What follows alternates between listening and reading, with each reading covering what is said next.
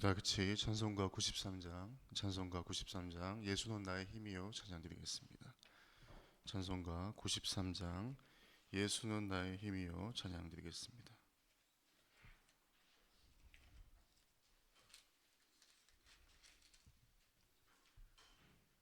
찬송가 93장 예수는 나의 힘이요 찬양드리겠습니다. 예수는 나의 힘이요 내 생명 되시니 구주 예수 떠나 살면 죄 중에 빠지니 눈물이 앞을 가리고 내 맘에 근심 쌓일 때 위로하고 힘주실 주 예수. 예수는 나의 힘이요 내 친구 되시니 그네를 간구하면 풍성히 받으리. 햇빛과 비를 주시니 추수할 곡식 많도다.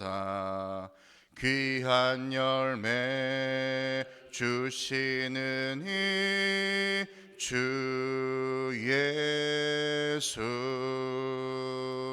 예수는 나의 힘이요 내 기쁨 되시니 그 명령을 준행하여 늘 충성하겠네.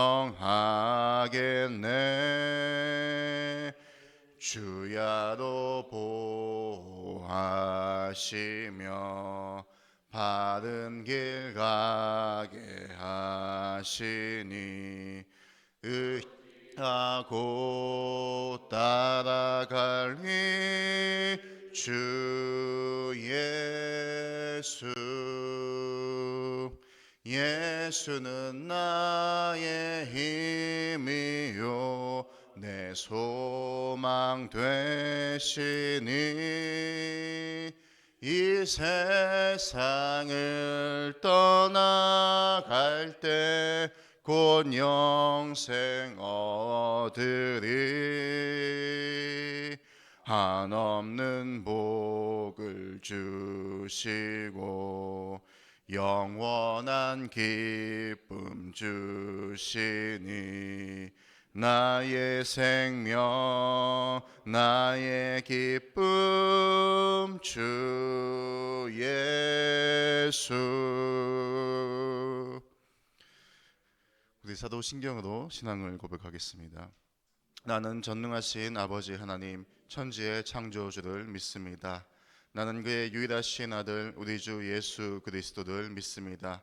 그는 성령으로 잉태되어 동정녀 마리아에게서 나시고 본디오 빌라도에게 고난을 받아 십자가에 못 박혀 죽으시고 장사된 지 사흘 만에 죽은 자 가운데서 다시 살아나셨으며 하늘에 오르시어 전능하신 아버지 하나님 우편에 앉아 계시다가 거기로부터 살아있는 자와 죽은 자를 심판하러 오십니다. 나는 성령을 믿으며 거룩한 공교회와 성도의 교제와 죄를 용서받는 것과 몸의 부활과 영생을 믿습니다. 아멘.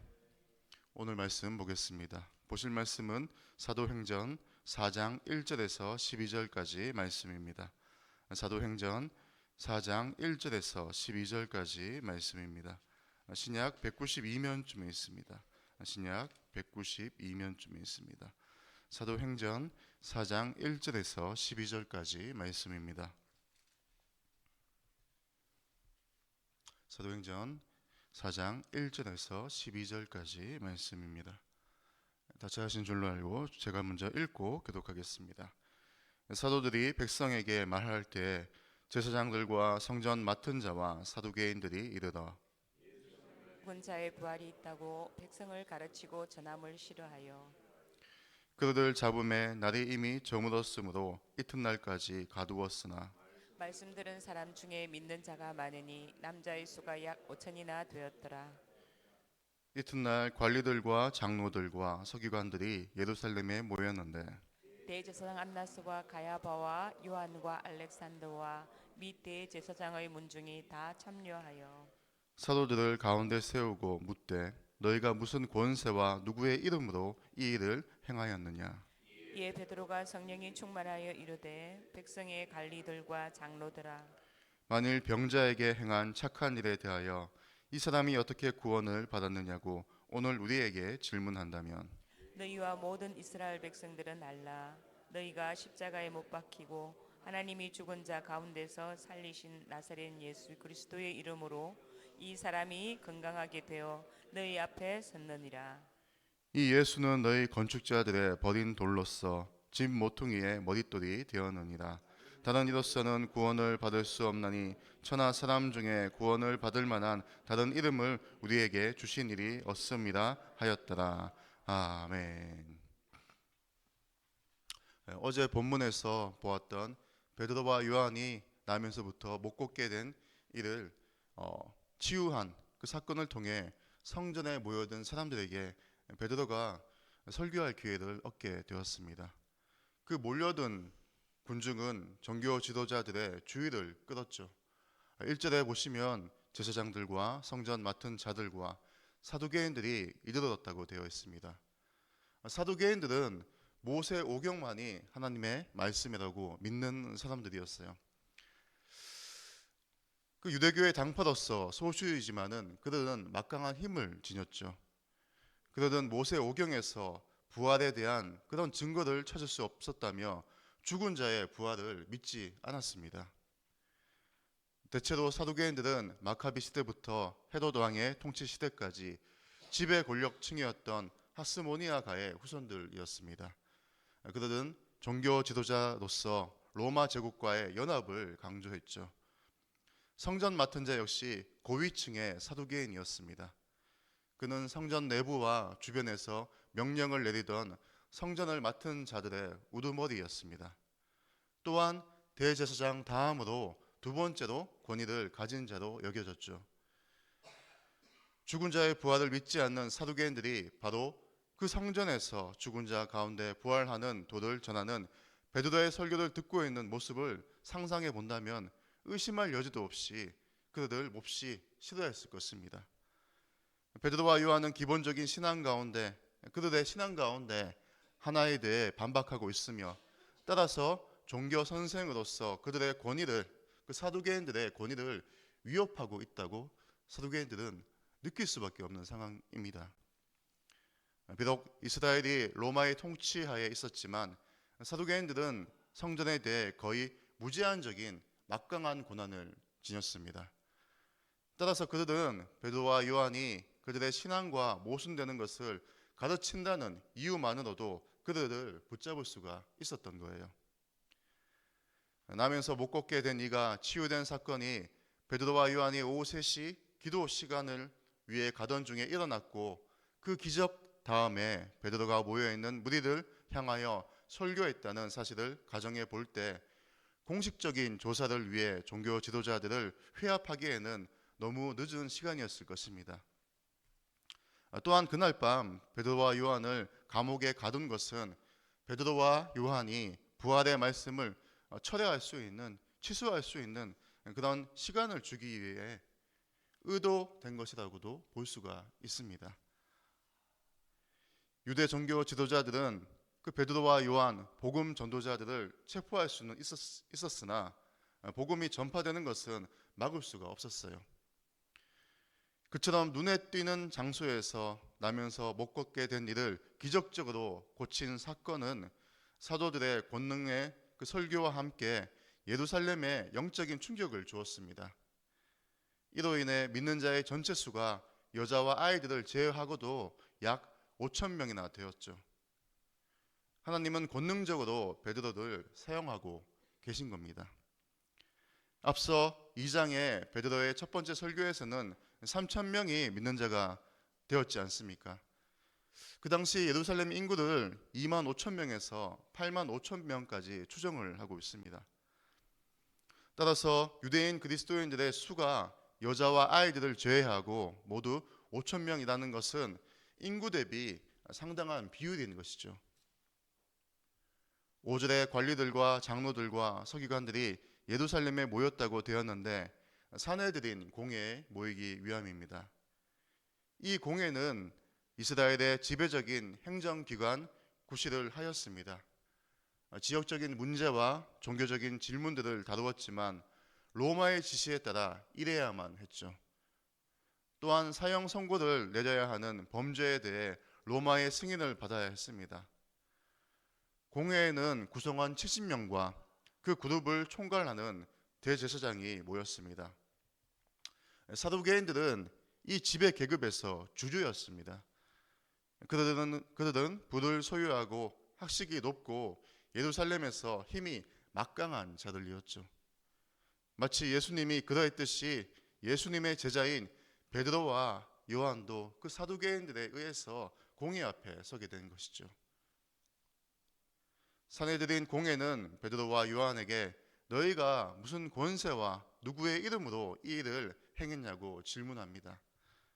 이 일이란 앞서 3장에 나면서부터 못 걷게 된 이를 낫게 한 사건이죠. 그들의 관심사는 사도들의 가르침에 관한 것 이상으로 그들의 기적에 있었습니다. 왜냐하면 14절에 보시면 고침을 받은 자 역시 베드로와 요한과 함께 있었기 때문입니다. 베드로와 요한이 한 말과 행동은 대체로 하나님의 영광보다 자신들의 명성과 지위에 관심이 더 많은 이 종교 지도자들을 위협하였던 것입니다. 어쨌든 이 질문에 대해 베드로는 성령이 충만하여 이야기하게 됩니다. 우리 9절에서 10절 말씀 함께 읽어보겠습니다. 9절에서 10절 말씀 함께 읽어보겠습니다. 자, 시작. 만일 병자에게 행한 착한 일에 대하여 이 사람이 어떻게 구원을 받았느냐고 오늘 우리에게 질문한다면 너희와 모든 이스라엘 백성들은 알라. 너희가 십자가에 못 박고 하나님이 죽은 자 가운데서 살리신 나사렛 예수 그리스도의 이름으로 이 사람이 건강하게 되어 너희 앞에 섰느니라. 아멘. 베드로의 담력이 그의 이 말에서 뚜렷이 드러납니다. 종교 지도자들의 질문에 응하면서 자기가 병자를 고친 것은 착한 일인데 왜 신문하느냐 하는 반문의 태도를 은근히 이 대답에서 비쳤어요. 베드로의 담력은 확실히 성령 충만의 결과입니다. 베드로는 예수님을 증거함에 있어 두 가지 대조로 설명합니다. 첫째는 사람들은 악하여 예수님을 핍박하고 죽였지만 하나님이 예수님을 다시 살리셨다는 것. 그러므로 그리스도의 이름은 하나님께서 홀로 이루신 구원의 소식이라는 것입니다. 둘째로 예수님은 나사렛 사람이었지만 하늘에서 오신 그리스도 자신이라는 것입니다. 예수님은 죽임을 당하셨지만 다시 살아나셨고 참 사람이면서 또한 참 하나님이십니다. 베드로는 자기 앞에 앉아있는 사내들인 공의 회원들을 향하여 너희가 죽였으나 하나님께서 다시 살리신 그 예수의 그 이름의 권세로 나면서 못 걷게 된 사람이 고침을 받았다고 서슴없이 증거합니다. 이것은 베드로의 확신과 담력으로 증거한 말입니다. 이어 11절에서 베드로는 친숙한 시편 118편 22절을 인용하여서 또한 예수님을 증거합니다. 유대인들은 대부분 그들의 나라인 이스라엘을 하나님의 선택으로 받았지만 열방들에게 버림받은 돌이라고 생각했습니다. 그런데 예수님께서는 자신을 건축자들의 버린 돌이라고 하셨습니다. 모퉁이 돌은 건물에서 가장 중요한 돌로서 건물의 다른 돌들을 곱고 평평하게 만드는 지주로 사용되었죠. 그런데 그 적절한 머릿돌을 찾고 있는 건축자들처럼 이스라엘의 지도자들은 예수님을 버렸습니다. 왜냐하면 정치적, 군사적 지도자, 그 메시아들 기대했던 그들에게 예수님은 자격 미달이었기 때문이에요. 그러나 하나님의 계획은 꺾이지 않고 언젠가 버져진 돌이 실제로 적합한 모든 자격을 지닌 머릿돌이 될 것입니다. 예수님이 영원한 왕국을 시작하실 왕으로 오실 것이기 때문입니다. 베드로는 그 건축자들이 유대인 종교 지도자이며 그들이 메시아를 버졌다고 분명하게 밝히고 있습니다.